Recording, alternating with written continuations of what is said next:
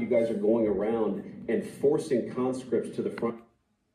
What kind of diplomacy, JD, you are speaking about? What do you mean? I'm talking about the kind of diplomacy that's going to end the destruction of your country. Yes, but if you Mr. President, with respect, I think it's disrespectful for you to come into the Oval Office and try to litigate this in front of the American media. Right now, you guys are going around and forcing conscripts to the front lines because you have manpower problems. You should be thanking the president for trying to bring an end to this conflict. Have you ever been to Ukraine that you say what problems we have?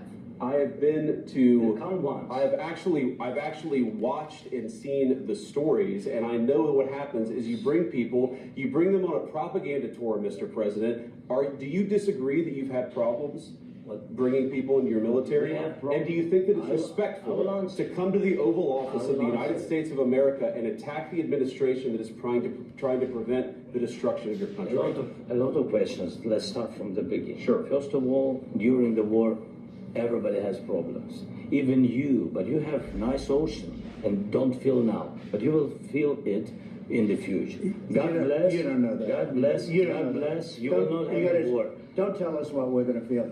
We're trying to solve a problem. Don't tell us what we're going to feel. I'm not telling you. Because you're in no position to dictate that. That's exactly what you're doing. You're in no position to dictate what we're going to feel. We're going to feel very good. Feel influence. We're going to feel very good and very strong. You will feel influence. You're right now not in a very good position. You've allowed yourself to be in a very bad position, and he happens to be right about it. From the very beginning of the war. You're not in a good position. You don't have the cards right now. With us, you start having cards. Right now, you don't. You're playing cards. You're playing cards. You're gambling with the lives of millions of people. You're gambling with World War III. You're gambling with World War III.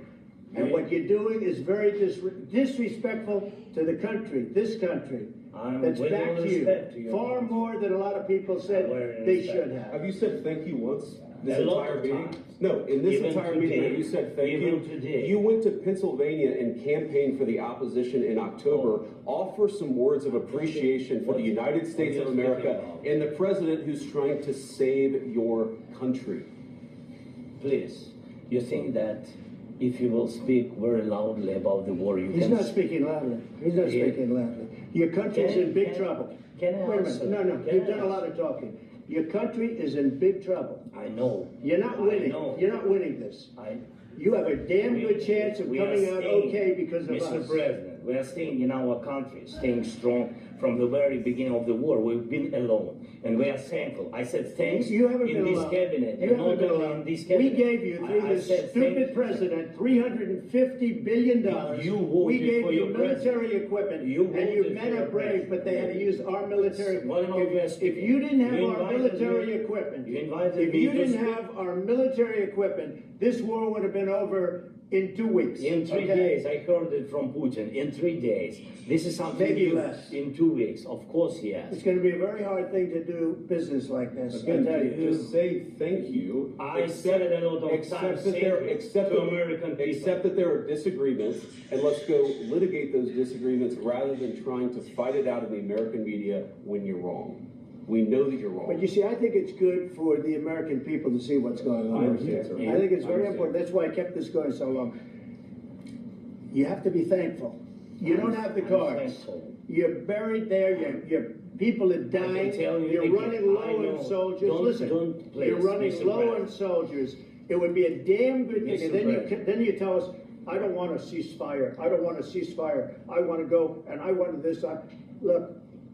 If you could get a ceasefire right now, I tell you, you take it so the bullets stop flying and your men stop getting killed. Of course, we want to stop the war. But you're saying you don't want a ceasefire. But I said to you, I want a ceasefire. With guarantees. Because you'll get a ceasefire faster than an agreement. Ask our people about ceasefire, what they think. That wasn't with me. That wasn't with me.